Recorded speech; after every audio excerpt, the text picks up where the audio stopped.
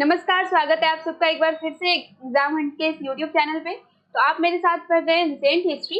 और अगर आप हिस्ट्री के किसी भी एग्जाम के लिए प्रिपेयर कर रहे हैं या फिर आपके किसी भी पेपर में हिस्ट्री पूछा जा रहा है तो भी आप हमारी क्लास को देख सकते हैं, जिससे कि आपका बेसिक जो है मजबूत होगा और कॉन्सेप्ट भी क्लियर होगा और एग्जाम में क्वेश्चन कर पाएंगे आप।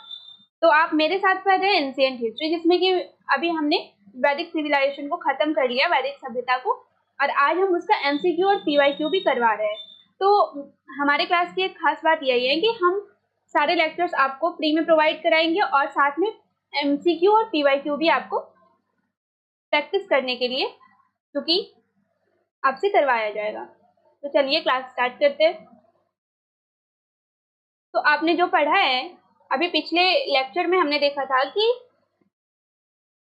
वैदिक सभ्यता और अर्ली वैदिक पीरियड एंड लेटर वैदिक पीरियड की बात हमने की थी। अर्ली वैदिक पीरियड एंड लेटर वैदिक पीरियड के बारे में हमने पढ़ा था। तो आज जो हमारा एमसीक्यू सीरीज है वो वैदिक पीरियड से रिलेटेड होगा। तो और जो भी क्वेश्चंस अभी हमने इसमें रखे हैं वो सिंपल क्वेश्चन है, बेसिक क्वेश्चन है, ताकि आप पहले इस क्वेश्चन को सॉल्व कर पाए और देन हम आपसे इससे हार्ड क्वेश्चन भी करवाएंगे। तो हमने शुरू में हार्ड क्वेश्चन इसलिए नहीं रखा कि अभी आपका बेसिक जो है आपको चेक करना है कि हम आपका बेसिक किस लेवल पे पहुंचा है। तो बेसिक से ही आपके जो है कॉन्सेप्ट भी क्लियर होंगे। तो लेट्स स्टार्ट।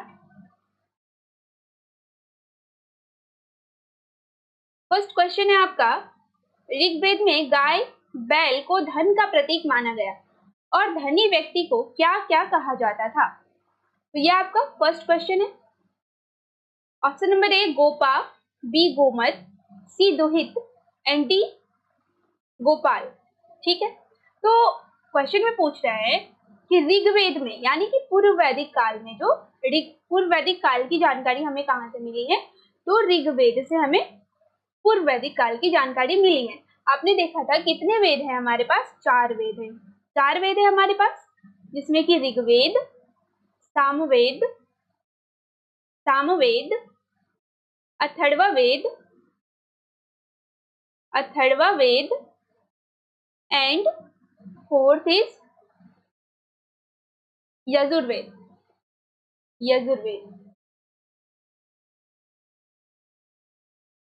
ये हो जाएगा आपका यजुर्वेद थर्ड नंबर पे एंड फोर्थ नंबर पे अथर्ववेद। तो हमने देखा था कि वैदिक काल के बारे में हमें जानकारी कहाँ से मिलती है।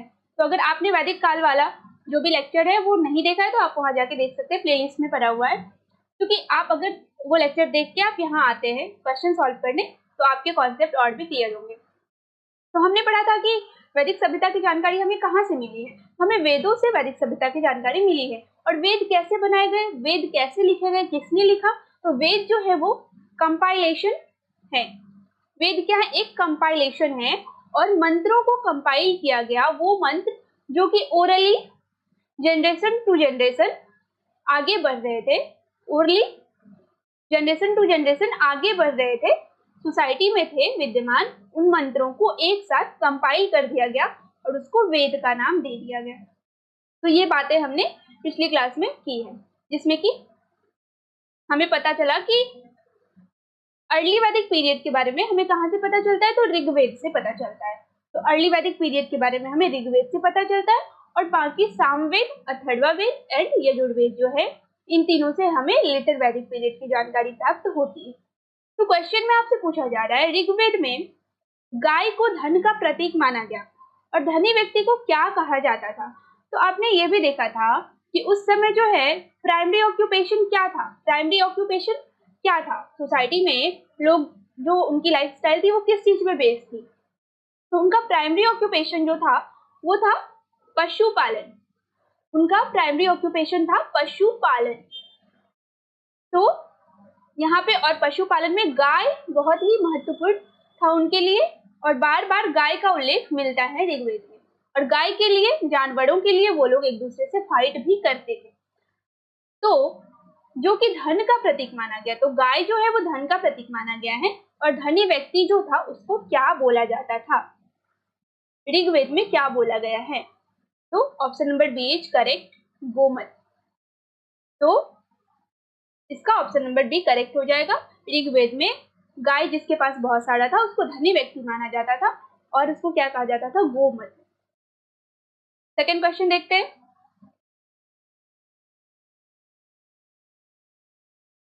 हाँ, ये एजर्सन और रीजनिंग का क्वेश्चन है। रीजन, पूर्व वैदिक काल के दौरान भगवानों की पूजा करने की प्रमुख विधि प्रार्थना पाठ थी। ठीक है, ये आपका एजर्सन है। रीजन है, पूर्व वैदिक काल के दौरान आर्य अपने आध्यात्मिक उत्थान के लिए भगवानों की पूजा करते थे। तो अर्ली वैदिक पीरियड में आपने देखा था कि भगवानों की पूजा करने की कौन सी विधि थी, तो वो लोग प्रे करते थे। वो लोग क्या करते थे, प्रे करते थे। और प्रे में वो मंत्रों का उच्चारण करते थे, मंत्र पढ़ते थे। ठीक है, तो एजर्शन आपका सही हो गया। वो लोग जो है प्रे करते थे और यहाँ पे पूजा जो वो लोग वर्शिप करते थे तो प्रे करते थे और मंत्र पढ़ते थे। देन रीजन है आपका, पूर्व वैदिक काल के दौरान आर्य अपने आध्यात्मिक उत्थान के लिए भगवानों की पूजा करते थे। तो क्या आर्य आध्यात्मिक उत्थान के लिए भगवानों को पूजा करते थे? क्या वो इसलिए भगवान की पूजा करते थे कि हमें मोक्ष की प्राप्ति हो? तो बिल्कुल भी नहीं। क्योंकि आर्य क्यों भगवान की पूजा करते थे? जब वो फाइट करते थे, जब एक ट्राइब दूसरी ट्राइब से फाइट कर रही है तो वो भगवान की पूजा इसलिए करते थे कि उनकी जो है वो इसमें जीत जाए और उनके पास बहुत सारी जानवर है बस, और अपने सुख सुविधा के लिए ही वो भगवान से प्रे करते थे। तो ऐसा कोई एविडेंस नहीं मिला है कि वो अपने आध्यात्मिक उत्थान के लिए भगवान से प्रे कर रहे हैं। तो इसलिए आपका जो है रीजन गलत हो जाएगा और एजर्शन सही हो जाएगा। तो इसका करेक्ट आंसर हो जाएगा आपका ए सही है और आर्ट सही नहीं है। Option number third is correct. Option number third is correct. Then next question की तरफ देखते हैं। अगेन एजर्शन और रीजन का क्वेश्चन है। इस तरह के क्वेश्चन एग्जाम में भी पूछे जाते हैं, तो आप इसको इग्नोर मत कीजिएगा और इसको सॉल्व करिए। अगर आपसे क्वेश्चन सॉल्व नहीं हो रहा है तो अगेन मैं कह रही हूँ कि आप लेक्चर जाके देखिए, उसके बाद क्वेश्चन सॉल्व करिए, आपसे इजीली क्वेश्चन सॉल्व हो जाएंगे। और ये बहुत बेसिक से क्वेश्चन बनाया गया है जिससे कि आपका कॉन्सेप्ट क्लियर हो पाए। तो अगेन है एजर्शन, उत्तर वैदिक काल के दौरान राजा विभिन्न धार्मिक संस्कार और अनुष्ठान किया करता था। ठीक है, रीजन है, ये सभी अनुष्ठान और धार्मिक संस्कार राजा की शक्ति और प्रतिष्ठा के प्रदर्शन द्वारा लोगों को प्रभावित करते थे। तो लेटर वैदिक पीरियड की बात हो रही है, यहाँ पे बात हो रही है लेटर वैदिक पीरियड की। तो इस समय जो है राजा विभिन्न धार्मिक संस्कार और अनुष्ठान करता था, बिल्कुल करता था। लेटर वैदिक पीरियड में 16 संस्कार हमें देखने को मिलते हैं। तो राजा जो है और पूजा पाठ भी करता था, अनुष्ठान करता था जिसमें यज्ञ करवाता था। तो आपका एजर्शन सही हो गया। देन ये सभी अनुष्ठान धार्मिक संस्कार राजा की शक्ति के लिए होते थे। तो बिल्कुल लेटर वैदिक पीरियड तक आते आते राजा जो है, राजन जो है वो राजा बन गया था और सारे अधिकार सेंट्रलाइज हो गए थे राजा के पास। तो इसलिए ये जो है अपनी शक्ति और प्रतिष्ठा के प्रदर्शन के लिए अनुष्ठान करवाता था। तो आपका एजर्शन और रीजन दोनों ही सही हो गया। Option number A is correct. A और आर दोनों सही है और आर ए की सही व्याख्या है। तो A is correct. Then next question देखते हैं। प्रारंभिक वैदिक काल में व्रजपति कौन था? व्रजपति पूछ रहे, व्रजपति कौन था? ठीक है, ऑप्शन नंबर ए, योद्धा समूहों के प्रमुखों का नेतृत्व करने वाला अधिकारी, राजा का वरिष्ठ मंत्री, कबीलाई सभाओं की बैठकों की अध्यक्षता करने वाला अधिकारी, गांव का मुखिया। तो वैदिक काल में व्रजपति कौन हुआ करता था? तो योद्धा समूहों के प्रमुखों का नेतृत्व करने वाला अधिकारी, यानी कि option number A is correct. तो ये क्या होता था, जब दो ट्राइबल कम्युनिटी फाइट करती थी एक दूसरे से तो उसमें कोई एक लीड करता था। ठीक है, पूरी कम्युनिटी का एक लीडर होता था जो कि युद्ध में उसका नेतृत्व करता था युद्ध का। हालांकि यहाँ पे प्रारंभिक वैदिक काल की बात हो रही है तो यहाँ पे आर्मी जैसा कुछ भी हमें नहीं दिखाई देता है। तो बस एक व्यक्ति होता था जो कि ग्रुप को लीड करता था। तो वही पूछ रहा है कि उस व्यक्ति का क्या नाम, वो व्रजपति उसका नाम था। और वही पूछ रहा है कि व्रजपति किसे बोला गया है। तो आपको पता चल गया कि व्रजपति किसे बोला गया। तो युद्ध में जो एक व्यक्ति होता था वो लीड करता था पूरे समूह को, उसको व्रजपति बोला गया। देन नेक्स्ट क्वेश्चन देखते हैं। Match the followings. ठीक है, मैच द फॉलोइंग्स है ये क्योंकि इस तरह के क्वेश्चन आपके एग्जाम में भी बनते हैं, तो हमने ये क्वेश्चन इसमें भी डाल दिया। तो इसमें क्या है, वैदिक नदी है एक तरफ, जो कि वैदिक काल में नदियों के नाम थे और वर्तमान नाम। तो हम देखते हैं कि क्या क्या है। Option number A Asikni, B Parushni, C Shutudri and D Vipash. 1 Vyas, 2 Chenab, C Ravi and D Sutlej. तो अस्किनी, अस्किनी किसे कहा गया है, तो अस्किनी कहा गया है चिनाब को। तो ए का 2 हो गया, ए का 2, ए का 2, ठीक है। परुष्णी रावी, बी का 3, बी का 3, शतुद्री सतलज, सी का 4 एंड विपाश व्यास, व्यास विपाशा व्यास नदी को बोला गया, तो डी का 1, option number A is correct. Then next question देखते हैं। ऋग्वेद के नदी स्तुति सूक्त से किन 2 नदियों के बीच वैदिक नदी सरस्वती की स्थिति का बोध होता है। ऑप्शन नंबर ए गंगा और यमुना, बी यमुना और शतुद्री, सी शतुद्री और अस्किनी एंड डी अस्किनी एवं वितस्ता। तो ऋग्वेद में जो नदी स्तुति का सूक्त है, यानी कि जो मंत्र है, उसमें किन 2 नदियों के बीच सरस्वती नदी के बारे में लिखा गया है। तो कौन सी नदियों के बीच सरस्वती नदी का एविडेंस मिलता है हमें, तो यमुना और शतुद्री, यानी कि option number B is correct, Yamuna and Shutudri. Then next question देखते हैं। याज्ञवल्क्य एवं मैत्रेयी का दार्शनिक संवाद किस उपनिषद में मिलता है। Option number A Brihadaranyaka, B Shvetashvatara, C Chandogya and D Kaushiki. तो याज्ञवल्क्य और मैत्रेयी का दार्शनिक संवाद हमें किसमें मिल रहा है, तो हमें याज्ञवल्क्य और मैत्रेयी का संवाद मिलता है बृहदारण्यक उपनिषद में, option number A is correct. Then question number 8, Rigveda में निम्नलिखित में से किन जनों का उल्लेख मिलता है। यदु, पुरु, चेदी एंड मत्स्य। तो आपने देखा था कि जन होते थे, जन का मतलब क्या, एक कबीला, एक ट्राइबल कम्युनिटी। तो ये पूछ रहा है कि ऋग्वेद में कौन कौन से जन के बारे में हमें मिलता है देखने को। तो हमारा हो जाएगा यदु एंड पुरु, तो Yadu and Puru, option number A is correct. Then next question देखते हैं।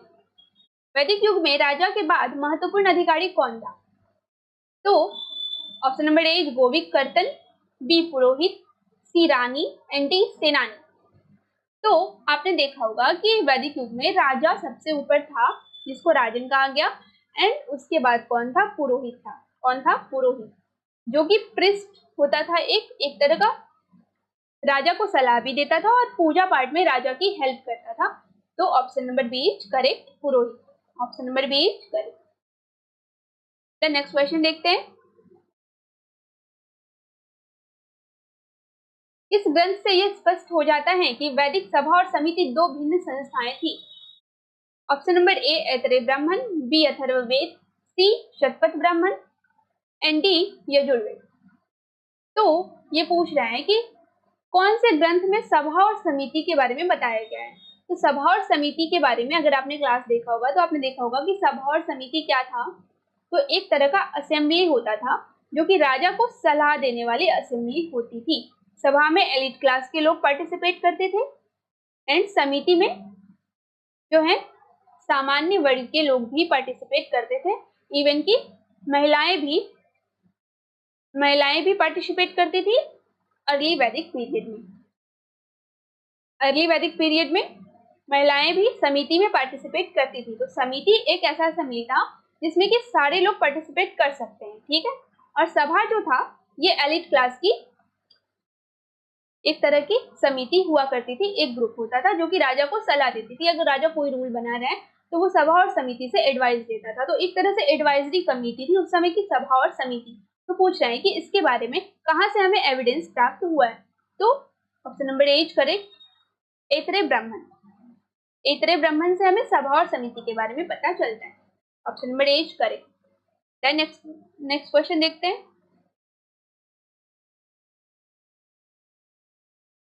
ऋग्वेद में पंचजन किसे घोषित करता है, यानी कि ऋग्वेद में पंचजन जो है पंचजन उसका मतलब क्या है? ऑप्शन नंबर ए आर्यों की 5 जातियां, बी अनार्यों की 5 जातियां, सी एक गांव के 5 मुखिया, एंड डी 5 गांव के मुखिया। तो उस समय आर्यों की 5 जातियां पंचजन के लिए उपयोग की जाती थी। तो option number A correct, option number A correct. Then next question की तरफ बढ़ते हैं। आर्य शब्द इंगित करता है, पूछना है कि आर्य शब्द क्या बताता है, आर्य शब्द से हमें क्या पता चलता है। और कई बार एग्जाम में डायरेक्ट क्वेश्चन यहाँ से बना है कि आर्य शब्द का मतलब क्या होता है, इस तरह का डायरेक्ट क्वेश्चन बना है। तो आर्य शब्द क्या इंगित करता है? ए नृजाति समूह को, बी यायावरी जन को, सी भाषा समूह को, एंड डी श्रेष्ठ वंश को। तो आर्य कौन होते थे? अगर आपने क्लास देखा होगा तो आपको समझ में आ रहा होगा कि आर्य ये कौन होते थे। आर्य अपने आप को सुपीरियर मानते थे। क्या मानते थे? सुपीरियर। और आर्य का मतलब ही होता है सुपीरियर यानी कि श्रेष्ठ, इसीलिए उन्होंने अपने आप को आर्य का नाम दिया था। तो option number D correct, option number D correct. Arya का मतलब क्या होता है? सुपीरियर। क्लासिकीय संस्कृति में आर्य शब्द का क्या अर्थ है? अगेन क्वेश्चन, आर्य शब्द का क्या मतलब है? ए ईश्वर में विश्वास, बी एक वंशानुगत जाति, सी किसी विशेष धर्म में विश्वास रखने वाला, एंड डी एक उत्तम व्यक्ति। तो आर्य अपने आप को क्या मानते थे? सुपीरियर मानते थे। तो ऑब्वियस सी बात है कि वो अपने आप को एक उत्तम व्यक्ति भी मानते होंगे। क्योंकि आपको वैदिक काल में आर्य और दास दो शब्द देखने को मिलते हैं बहुत ज्यादा। तो आर्य जो थे ये सुपीरियर मानते थे खुद को, आर्य खुद को सुपीरियर मान रहे हैं, और एक कम्युनिटी है जिसको वो इंफीरियर मानते हैं, इसको वो क्या मान रहे हैं? इंफीरियर मान रहे हैं। तो इससे उन्होंने दास का नाम दे दिया। इस तरह से जो आर्य और दास का कॉन्सेप्ट था उस समय। तो ऑप्शन नंबर डी करेक्ट, आर्य खुद को एक श्रेष्ठ व्यक्ति मानते थे। देन क्वेश्चन नंबर 14 देखते हैं, सबसे पुराना वेद कौन सा है? A Yajurveda, B Rigveda, C Samaveda, and D Atharvaveda. तो सबसे पुराना वेद कौन सा है? हमारे पास 4 वेद है जिसमें कि सबसे पुराना वेद ऋग्वेद है, और ऋग्वेद से हमें अर्ली वैदिक पीरियड की जानकारी मिलती है। तो option number B correct. Then move करते हैं नेक्स्ट क्वेश्चन की तरफ। नेक्स्ट क्वेश्चन है आपका, त्रयी नाम है, त्रयी का मतलब, त्रयी जो उपयोग होता था उस समय, इसका क्या मतलब था? ए 3 वेदों का, सी हिंदू धर्म के 3 देवताओं का, बी पहले होगा, एंड सी धर्म संघ व युद्ध का, एंड डी 3 मौसमों का। तो त्रयी का मतलब क्या था? 3 वेद, 3 वेद, यानी कि option number A correct, option number A correct. Then 16, किस वैदिक ग्रंथ में वर्ण शब्द का सर्वप्रथम नामोल्लेख मिलता है? तो यहाँ पे पूछा जा रहा है कि वर्ण शब्द का सबसे एविडेंस, सबसे पहला एविडेंस हमें कहाँ से मिलता है, कौन से ग्रंथ से मिला है? तो वहां पे जो है वैदिक सिविलाइजेशन में आपने देखा कि वहां पे वर्ण सिस्टम थी जो कि अर्ली वैदिक पीरियड में प्रोफेशन के अकॉर्डिंग हुआ करती थी, लेकिन लेटर वैदिक पीरियड तक आते आते इसमें कठोरता आ गई थी। तो इसकी बात हमने क्लास में की थी। तो इसमें पूछ रहे हैं कि इसका जो है सबसे पहला एविडेंस हमें कहाँ से मिलता है? तो ए ऋग्वेद, बी सामवेद, सी यजुर्वेद, या अथर्ववेद। मान लीजिए सी अथर्ववेद, एक ऑप्शन 2 बार रिपीट हो गया, एंड डी यजुर्वेद। तो हमें वर्ण शब्द का सबसे पहले एविडेंस कहाँ से मिलता है? तो वो हमें मिलता है ऋग्वेद से। Option number A correct. आपने देखा था, मैंने आपको बताया था कि वर्ण सिस्टम जो है उसके बारे में हमें ऋग्वेद के पुरुष सूक्त से पता चलता है। ऋग्वेद के 10वें मंडल में पुरुष सूक्त है, पुरुष सूक्त यानी कि एक मंत्र। इससे हमें पता चला है कि कैसे अलग अलग वर्ण की उत्पत्ति होती है। तो हमने पढ़ा था ये अर्ली वैदिक पीरियड वाले लेक्चर में, अगर आपने नहीं पढ़ा है तो आप जाके देख सकते हैं। तो option number A correct. Then move करते हैं नेक्स्ट क्वेश्चन की तरफ। वर्ण व्यवस्था से संबंधित पुरुष सूक्त मूलतः पाया गया है। तो अभी यही मैंने आपको बताया कि पुरुष सूक्त कहाँ में मिला है, उससे क्वेश्चन है। A Atharvaveda, B Samaveda, C Rigveda, and D Manusmriti. तो पुरुष सूक्त के बारे में हमें कहाँ से पता चला है? तो ऋग्वेद से पता चला है, ऋग्वेद के 10वें मंडल से। तो option number C is correct, option number C correct. और इससे हमें वर्ण सिस्टम के बारे में एविडेंस मिलता है। Again match the following, A Atharvaveda, B Rigveda, C Yajurveda and D Samaveda. इधर है एक ईश्वर महिमा, बी बलिदान, सी औषधियों से संबंधित और डी संगीत। ये अलग अलग वेद हैं और ये किन चीजों से रिलेटेड है ये पूछा गया है। ठीक है, तो अथर्ववेद, अथर्ववेद औषधियों से संबंधित है, इसमें मेडिसिन की जानकारी हमें मिलती है। एंड ऋग्वेद, ऋग्वेद से हमें ईश्वर की महिमा, क्योंकि यहाँ पे अनेकों मंत्र ऐसे मिले हैं जो कि ईश्वर को वर्शिप करने के लिए यूज होते थे, तो ऑब्वियस सी बात है कि वो ईश्वर की महिमा बता रहे हैं। तो ऋग्वेद का हो गया ईश्वर की महिमा, अथर्ववेद औषधियों से संबंधित यानी कि मेडिसिन से रिलेटेड, एंड यजुर्वेद हो गया आपका बलिदान का विधि, यानी कि जो भी यज्ञ होता था, यज्ञ वगैरह होता था, उसका क्या विधि है। ठीक है, और सामवेद संगीत से रिलेटेड था।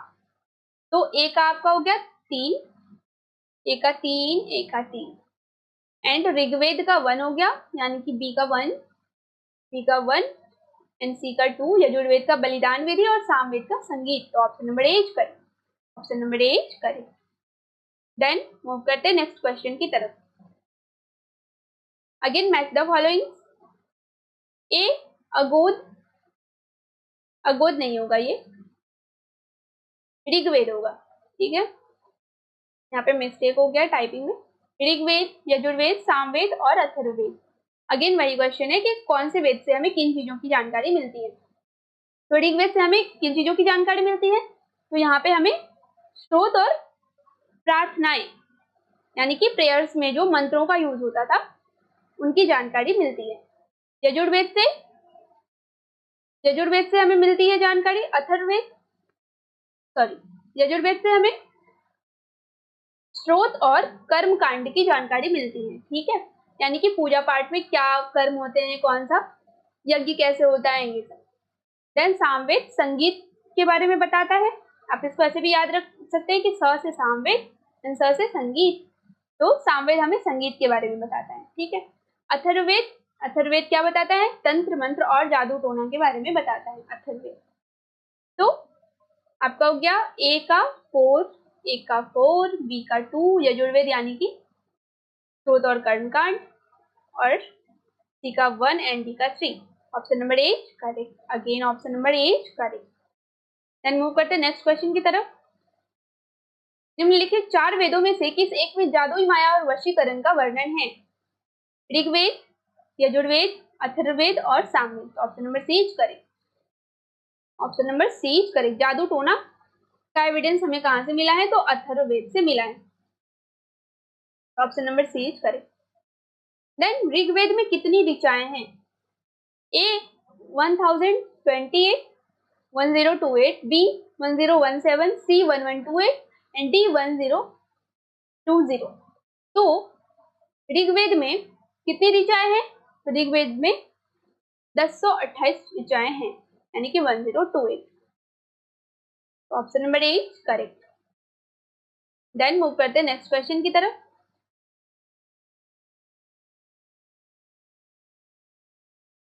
क्वेश्चन नंबर 22, ऋग्वेद है, ऋग्वेद क्या है? स्तोत्रों का संकलन, कथाओं का संकलन, शब्दों का संकलन एंड युद्ध का ग्रंथ। तो ऋग्वेद क्या है? ऋग्वेद है स्तोत्रों का संकलन, यानी कि प्रेयर्स को इसमें कंपाइल किया गया, जो कि भगवान से वो प्रेयर्स करते थे और उन मंत्रों को ऋग्वेद में कंपाइल कर दिया गया। तो option number 8 correct. Then next question देखते हैं। अगेन पूछ रहा है कि कौन से वेद का उपवेद कौन सा है? मैच द फॉलोइंग का क्वेश्चन। ऋग्वेद, सामवेद, अथर्ववेद एंड यजुर्वेद। गोपद, शतपथ, ऐत्रेय और पंचवेद। तो ये पूछ रहे हैं कि इधर वेद है और इधर उपवेद है, कि कौन से वेद के उपवेद कौन कौन से हैं। इसको आप सही से सुमेलित कीजिए। तो option number A Rigveda, Rigveda का क्या हो जाएगा? ऐत्रेय, ए का थर्ड हो जाएगा आपका। सामवेद, सामवेद का हो जाएगा पंचविश, बी का फोर एंड अथर्ववेद का गोपथ हो जाएगा, सी का 1 एंड यजुर्वेद का शतपथ हो जाएगा। तो आपका option number C is correct. तो इस तरह से जो है वेदों के अपने अपने उपवेद थे। नेक्स्ट क्वेश्चन देखते हैं, निम्न में से कौन सा ब्राह्मण ग्रंथ ऋग्वेद से संबंधित है? तो पूछना है कि कौन सा ब्राह्मण ग्रंथ है जो कि ऋग्वेद से संबंधित है। तो पहला ऐत्रेय ब्राह्मण, गोपथ ब्राह्मण, शतपथ ब्राह्मण एंड तैत्तिरीय ब्राह्मण। तो कौन सा ब्राह्मण ग्रंथ ऋग्वेद से संबंधित है? तो ऐत्रेय ब्राह्मण, यानी कि ए करेक्ट। देन नेक्स्ट क्वेश्चन देखते हैं, गोपथ ब्राह्मण किससे संबंधित है? कौन से वेद से संबंधित है? A Yajurveda, B Rigveda, C Atharvaveda and D Samaveda. तो गोपथ ब्राह्मण कौन से वेद से संबंधित है? तो गोपथ ब्राह्मण अथर्ववेद से संबंधित है, जिसमें कि हमें तंत्र मंत्र और जादू टोना के बारे में वर्णन मिलता है। तो option number C correct. Then 26 देखते हैं, ऋग्वेद संहिता का 9वां मंडल पूर्णतः किसको समर्पित है? तो ऋग्वेद का 9वां मंडल जो 9 वॉल्यूम है वो किस पे लिखा गया है? तो ए इंद्र और उनका हाथी, बी उर्वशी और स्वर्ग, सी पौधे और जड़ी बूटियों से संबंधित देवतागण एंड डी सोम और इस पर नामांकित देवता। तो डी इज करेक्ट। सोम क्या होता था? एक पेड़ था जिससे कि सोमरस बनता था, कोई एक ड्रिंकिंग वाटर सोमरस, जिसको वो लोग पीते थे। तो यहाँ जो है सोमरस यानी कि सोम का एविडेंस हमें कहां से मिलता है? तो 9th वॉल्यूम से मिलता है, ऋग्वेद के 9वें मंडल से मिलता है। देन नेक्स्ट क्वेश्चन देखते हैं, नेक्स्ट क्वेश्चन आपका, यज्ञ संबंधी विधि विधानों का पता कहां से चलता है? ए ऋग्वेद, बी सामवेद, सी ब्राह्मण एंड डी यजुर्वेद। तो यज्ञ संबंधी जो कि यज्ञ होते थे और यज्ञ में कौन सी विधियां उपयोग में लाई जाती थी, कैसे होता था, तो उसके बारे में हमें कहां से पता चलता है? उसके बारे में हमें कहां से पता चला है? यज्ञ के बारे में। तो यज्ञ के बारे में हमें पता चला है यजुर्वेद से, यानी कि D is correct. Then next question देखते हैं, निम्नलिखित में से किसका संकलन ऋग्वेद पर आधारित है? तो किसका संकलन जो है वो ऋग्वेद पर आधारित है? ए यजुर्वेद, बी सामवेद, सी अथर्ववेद और डी इनमें से कोई। तो ऋग्वेद पर किसका कंपाइलेशन जो है वो आधारित है? तो सामवेद का कंपाइलेशन किस पे आधारित है? ऋग्वेद पे। तो option number B is correct. Then next question देखते हैं, निम्न में से कौन सी प्रथा उत्तर वैदिक काल में प्रचलित हुई? तो अर्ली वैदिक पीरियड में कौन सी प्रथा प्रचलित हुई? ए धर्म अर्थ काम मोक्ष, बी ब्राह्मण क्षत्रिय वैश्य शूद्र, सी ब्रह्मचर्य गृहस्थाश्रम वानप्रस्थ संन्यास एंड डी इंद्र सूर्य रुद्र और मरु। तो कौन सी प्रथा जो है वो लेटर वैदिक पीरियड में प्रचलित हुई? तो लेटर वैदिक पीरियड में हमें क्या देखने को मिलता है? आश्रम सिस्टम देखने को मिलता है। Option number C is correct. ये क्या होता था? तो पूरी लाइफ को 4 भाग में बांटा गया था, जिसमें ब्रह्मचर्य होता था 25 ईयर्स तक, जिसमें कि स्टूडेंट लाइफ होता है 25 ईयर्स तक, देन 25 to 50 होता था गृहस्थाश्रम, यानी कि स्टूडेंट लाइफ के बाद अगर कोई काम धंधा आप करते हैं, जैसे मैरिज के बाद, मेनली मैरिज के बाद जो 25 साल होते थे वो गृहस्थाश्रम कहा जाता था उनको, और वानप्रस्थ यानी कि रिटायरमेंट का टाइम और संन्यास। तो इस तरह से 4 भाग में पूरी लाइफ को डिवाइड की गई थी लेटर वैदिक पीरियड में। तो option number C is correct. Then next question देखते हैं, गायत्री मंत्र किस पुस्तक से मिलता है? तो गायत्री मंत्र किस पुस्तक से मिलता है? A Upanishad, B Bhagavad Gita, C Rigveda and D Yajurveda. तो गायत्री मंत्र हमें कहां से मिलता है? तो सी, यानी कि ऋग्वेद से। गायत्री मंत्र हमें कहां से मिला है? ऋग्वेद के 3रे मंडल से। ऋग्वेद के कौन से मंडल से मिला है? 3rd volume. ऋग्वेद के 3रे मंडल से हमें गायत्री मंत्र मिलता है। Option number C correct. Then next question देखते हैं, सत्यमेव जयते शब्द किस उपनिषद से लिया गया है? A Mundakopanishad, B Kathopanishad, C Chandogya Upanishad, and D इनमें से कोई नहीं। तो सत्यमेव जयते का क्या मतलब होता है? सत्य की विजय। तो 31 सत्यमेव जयते का जो एविडेंस है वो हमें कहाँ से मिलता है? तो इसका एविडेंस हमें मुंडक उपनिषद से मिलता है, यानी कि option number A correct. Then next question देखते हैं।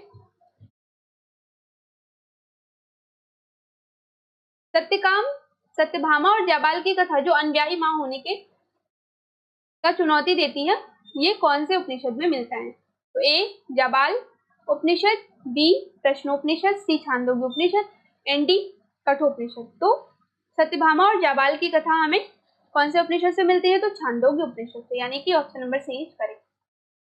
देन नेक्स्ट क्वेश्चन देखते हैं।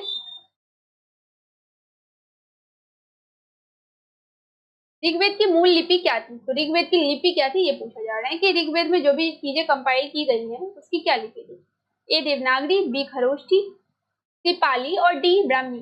तो ऋग्वेद की क्या लिपि थी? तो ब्राह्मी थी, और लैंग्वेज क्या था? संस्कृत। संस्कृत और लिपि ब्राह्मी थी, तो option number D correct. Then next question देखते हैं। अवेस्ता और ऋग्वेद में समानता है, अवेस्ता किस क्षेत्र से संबंधित है? अवेस्ता क्या है? तो अवेस्ता एक ग्रंथ है, एक तरह का ग्रंथ है, और यह ग्रंथ कहाँ का है? ईरान का है। यह ग्रंथ कहाँ का है? ईरान का है। यही आपसे पूछा गया, तो option number B is correct. और अवेस्ता से जो है ऋग्वेद की बहुत सारी बातें मिलती है। एंड 35 ऋग्वेद में अघन्या का प्रयोग हुआ है। अघन्या का मतलब क्या होता है? ना मारे जाने योग्य। अघन्या का मतलब होता है ना मारे जाने योग्य, यानी कि जिसको मारा नहीं जा सकता, जिसको मारा नहीं जा सकता, इसका क्या होता है कि अघन्या।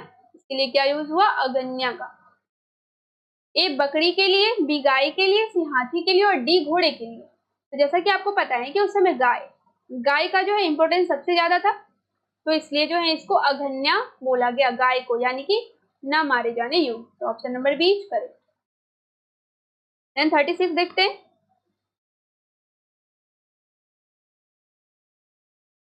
ऋग्वैदिक कालीन आर्यों और सिंधु घाटी के लोगों की संस्कृति के बीच अंतर के संबंध में निम्न कथनों में से कौन से सही हैं?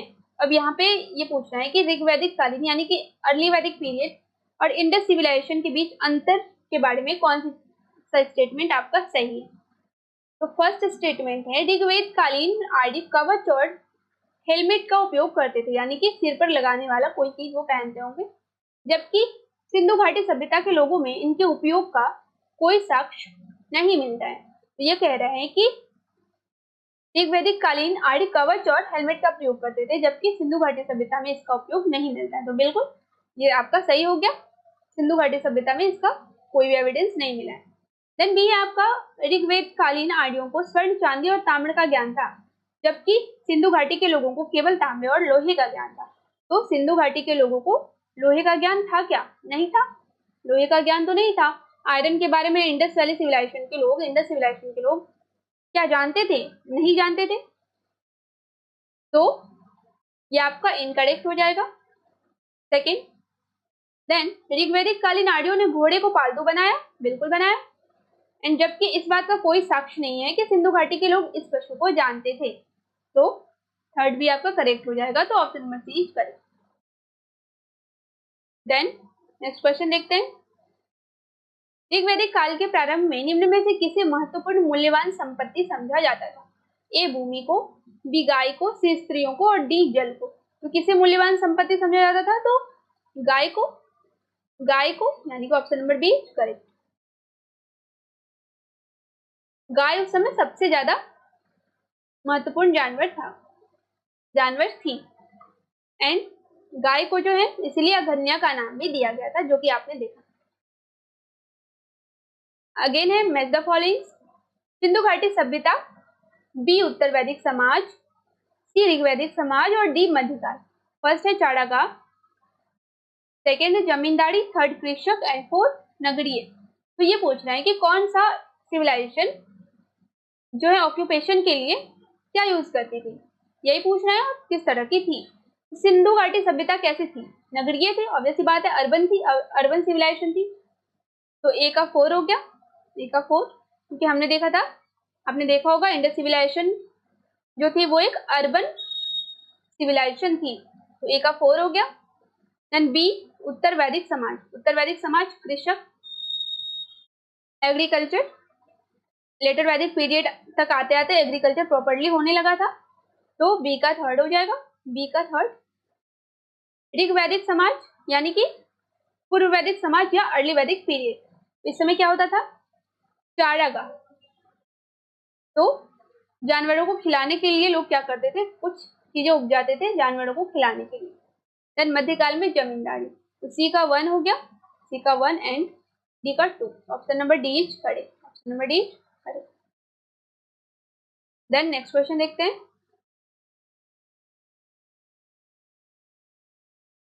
संस्कारों की कुल कितनी संख्या है? तो संस्कारों की कितनी संख्या है? 10, 12, 15 और 16। तो संस्कारों की कितनी संख्या है? कुल 16 संस्कार है, और हर एक संस्कार को मैंने डिटेल में बताया है लेटर वैदिक पीरियड वाले लेक्चर में। तो अगर आपको नहीं पता है तो आप वहां से जाके देख सकते हैं। संस्कारों की कितनी संख्या है? 16। देन क्वेश्चन नंबर 40, जीविकोपार्जन हेतु वेद वेदांग पढ़ाने वाला अध्यापक क्या कहलाता था? तो जो वेद पढ़ाता था उसको क्या कहा गया है? ए आचार्य, बी अध्वर्यु, सी उपाध्याय और डी पुरोहित। तो वेद पढ़ाने वाले को क्या कहा जाता था? उपाध्याय। Option number C correct. Next question देखते हैं।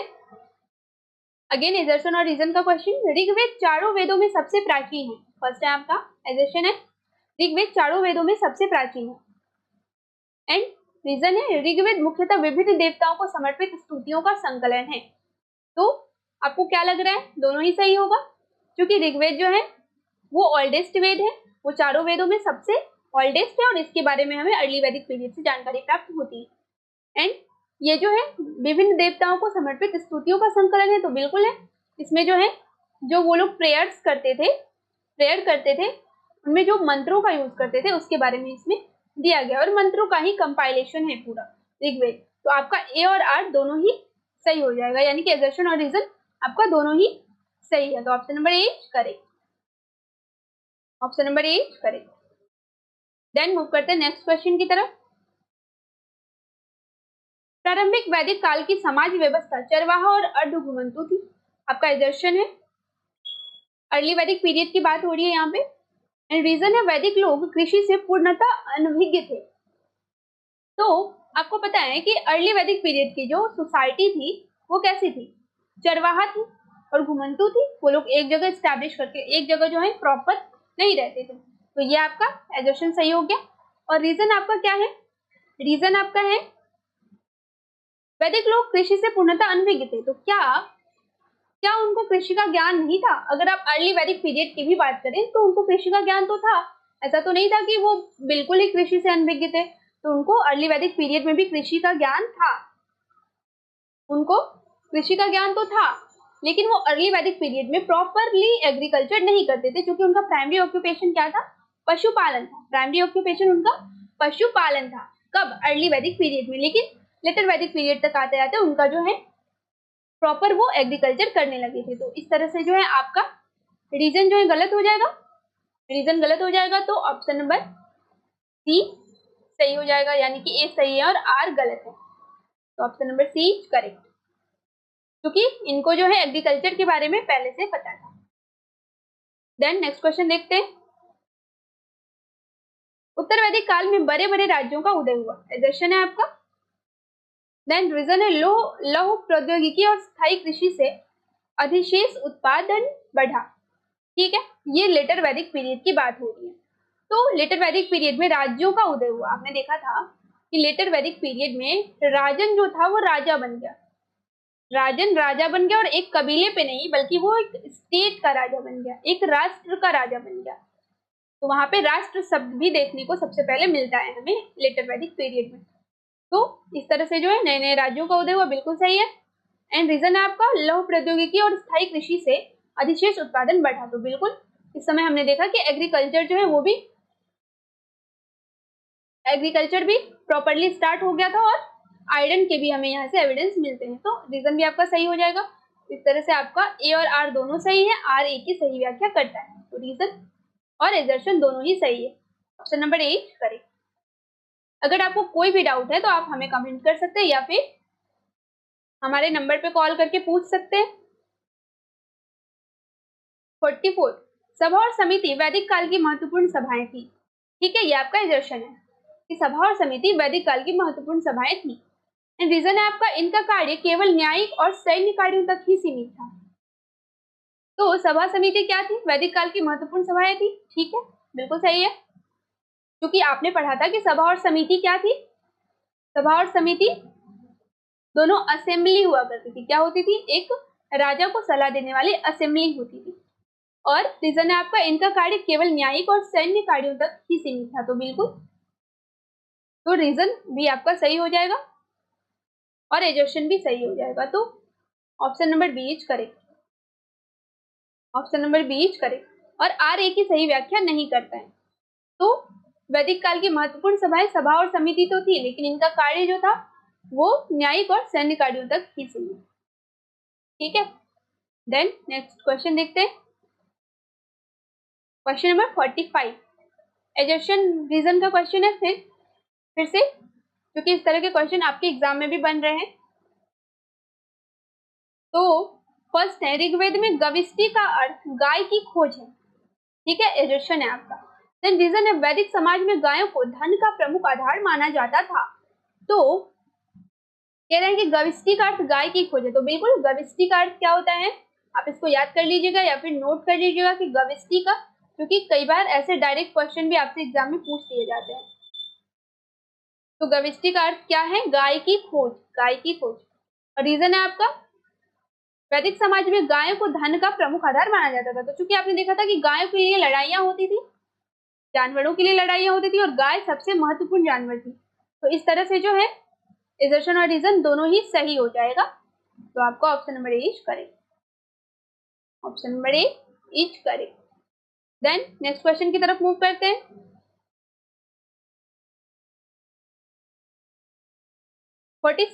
उत्तर वैदिक काल में वर्ण व्यवस्था कठोर हो गई। एजर्शन है आपका लेटर वैदिक पीरियड में वर्ण सिस्टम जो है वो कठोर हो गई।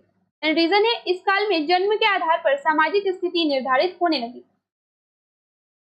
तो अगर आपने लेटर वैदिक पीरियड वाले लेक्चर को देखा होगा तो आपको पता होगा कि ये जो वर्ण सिस्टम है वो अर्ली वैदिक पीरियड से हमें एविडेंस मिल रहे हैं, लेकिन अर्ली वैदिक पीरियड में वर्ण सिस्टम जो था वो हेरिडिटरी नहीं था, उसमें कठोरता नहीं आई थी, वो ऑक्यूपेशन के अकॉर्डिंग डिफाइन होता था।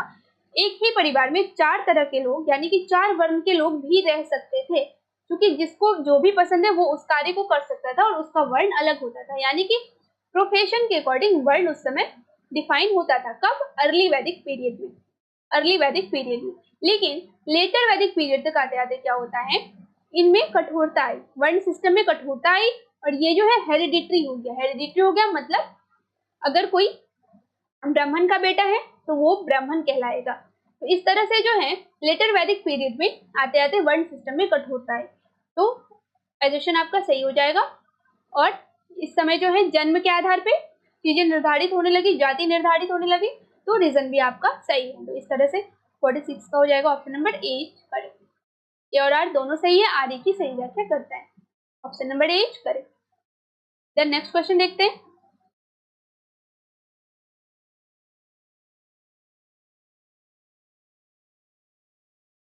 ऋग्वैदिक काल में इंद्र को सर्वाधिक महत्वपूर्ण देवता माना गया। एजर्शन है आपका एंड रीजन है इंद्र वर्षा, गर्जन और कृषि से संबंधित देवता थे। तो ऋग्वैदिक काल में जो है इंद्र को सबसे महत्वपूर्ण देवता माना गया था। बिल्कुल, इंद्र को जो है सबसे महत्वपूर्ण देवता माना गया था। कब? अर्ली वैदिक पीरियड में। एंड रीजन है इंद्र वर्षा, गर्जन और कृषि से संबंधित देवता थे, तो ये भी आपका सही हो जाएगा। तो आपका एजर्शन और रीजन दोनों ही सही है।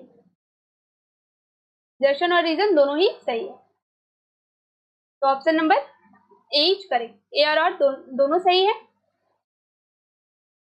और आर ए की व्याख्या करते हैं। देन नेक्स्ट क्वेश्चन देखते हैं।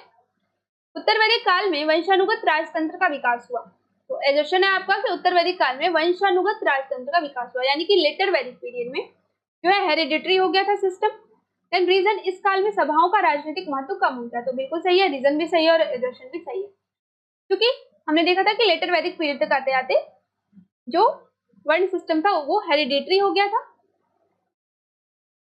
और इस समय सभाओं का, यानी कि जो सभा, जो एडवाइजरी कमेटी होती थी जो कि राजा को सलाह देती थी, इसका महत्व कम हो गया। क्यों कम हो गया? क्योंकि राजा के पास सारी शक्ति जो है उसको सेंट्रलाइज कर दी गई थी। तो इस तरह से आपका एजर्शन और रीजन दोनों ही सही हो जाएगा और आपका ऑप्शन नंबर 8 सही हो जाएगा। ऑप्शन नंबर 8 करें, यानी कि ए और दोनों सही है और आर एक ही सही व्याख्या करता है।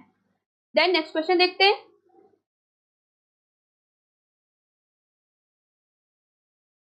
एजर्शन है आपका वैदिक अर्थव्यवस्था पशुपालन और कृषि दोनों पर आधारित थी।